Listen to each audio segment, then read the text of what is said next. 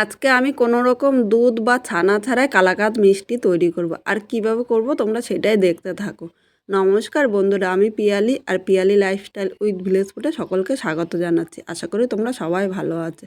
আজকে ভাইফোঁটার জন্য একটি মিষ্টি তোমাদের সাথে শেয়ার করছি। এই কালাকাঁদ মিষ্টিটা আমি কিভাবে করলাম চলো দেখে নেওয়া যাক। এখানে আমি 300 গ্রাম পনির নিয়েছি, তোমরা পনিরটা আন্দাজ মতো নিয়ে নিও। এবার পনিরটা আমি কেটে নিচ্ছি। আর বন্ধুরা, যদি ফ্রিজে থাকে তাহলে ফ্রিজ থেকে বের করে সাথে সাথে কিন্তু পনিরটা কাটতে যাবে না, পনিরটা শক্ত থাকে। আর ফ্রিজ থেকে বের করে কমপক্ষে 1 ঘন্টা এইভাবে রেখে দেবে। 1 ঘন্টা পর পনিরটা কেটে নেবে, তাহলে পনিরটা কিন্তু অনেকটাই নরম হবে আর কাটতেও অনেক সুবিধা হবে। এরকম ছোট ছোট করে পনিরটা আমি কেটে নিচ্ছি। বন্ধুরা, এখানে দেখো সব পনিরগুলো আমি ছোট ছোট পিস করে কেটে নিয়েছি। এবার এই পনিরগুলো আমি মিক্সচারের বাটির মধ্যে নিয়ে নিলাম। আমি এইভাবে মিক্সচারের মধ্যে মিক্স করে নেবো। তোমরা ইচ্ছে করলে গ্রেট করেও কিন্তু নিতে পারো, কিন্তু আমার মনে হয় মিক্সচারের মধ্যে করলে বেশি সুবিধা হবে। এবার পুরো পনিরটা আমি গ্রেট করে নিয়ে তোমাদের আবার দেখাচ্ছি। বন্ধুরা, পনিরটা দেখো গ্রেট করে নিয়ে এসেছি। এইভাবে পনিরটা কিন্তু পুরো মিহি করে গ্রেট করবো। দেখো কতটা মিহি হয়ে, তোমরা কিন্তু দেখে বুঝতে পারছো। এবার এই পনিরটা আমি এক সাইডে রেখে দিলাম।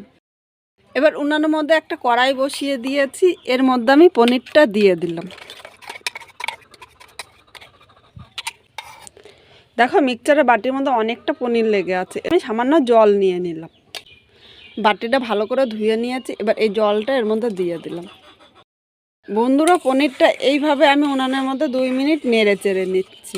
আর এই সময় কিন্তু আমি আর আলাদা করে জল দেবো না। এখানে তোমরা ইচ্ছা করলে একটু গরুর দুধও দিতে পারো, তবে আমি এখানে গরুর দুধ দেবো না, আমি একটু পাউডার দুধ দিয়ে করব।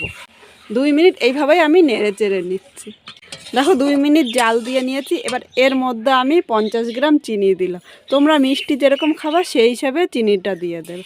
এবার চিনিটা নেড়ে চেড়ে এর সাথে আমি মিশিয়ে নিচ্ছি, আরও কিছুক্ষণ জাল দিয়ে নিচ্ছি। এইভাবে মিষ্টি করলে অনেকে সুগারের ভয়ে খেতে চায় না, তারাও কিন্তু খুব আনন্দ করে খেতে পারবে। আর চিনিটা তারা একটুখানি কম দিতে পারবে, কারণ এটা নিজের হাতে তৈরি করা হয়েছে। আর বাড়িতে এইভাবে কালাকাঁদ তৈরি করলে দোকান থেকেও কিন্তু খেতে দুর্দান্ত লাগে।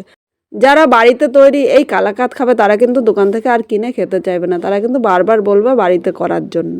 বন্ধুরা, চিনিটা দিয়ে নেড়েচেড়ে মিশিয়ে আমি 5 মিনিট জাল দিয়ে নিয়েছি। এবার এর মধ্যে আমি 75 গ্রাম আমল দুধ দিলাম। আমল দুধ দিলে কালাকাঁদটা কিন্তু খেতে ভালো লাগবে আর এই স্বাদটাও খুব ভালো লাগবে।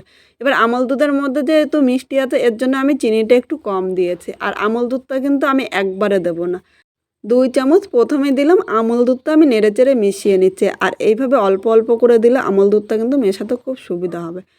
এবার বাকি যে বাটিতে রয়েছে সেই আমল দুধটা এর মধ্যে দিয়ে দিলাম। এবার ভালো করে নেড়েচেড়ে মিশিয়ে নিচ্ছি। আর এই আমল দুধটা দেওয়াতে কালাকাঁদের যে বাইন্ডিংটা এটাও কিন্তু খুব সুন্দর হবে। এবার আমল দুধটা ভালো করে নেড়েচেড়ে মিশিয়ে নিচ্ছি। আর বন্ধুরা, এই সময় উনানের আগুনটা কিন্তু আমি একদম কমিয়ে দিয়েছি।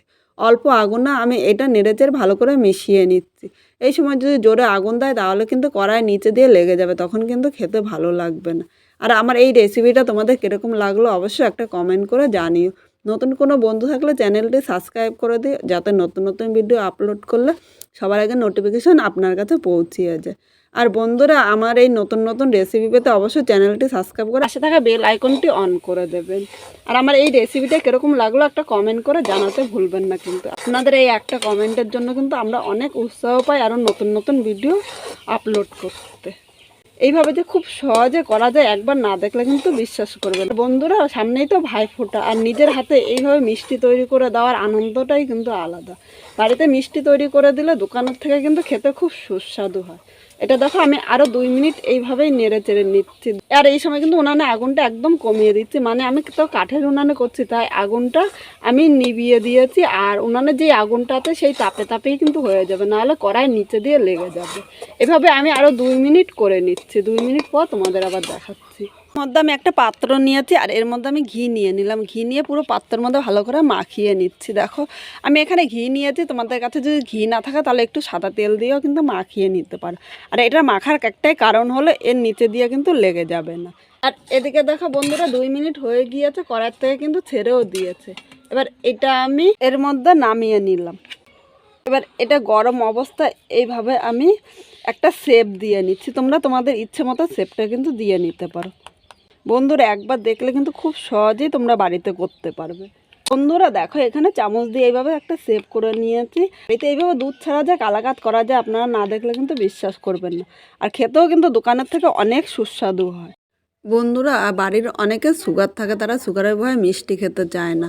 আর এইভাবে বাড়িতে কিন্তু কালাকাত করলে তারাও খুব ভালোবেসে খেতে পারবে। তোমরা সেই জায়গায় একটু চিনিটা কম দিয়ে করতে পারো, তাদের কিন্তু আর কোনো অসুবিধা হবে না। আর ভাইফোঁটার মধ্যে এইভাবে ভাই বা দাদাদের মিষ্টি তৈরি করে দেওয়ার আনন্দই কিন্তু আলাদা।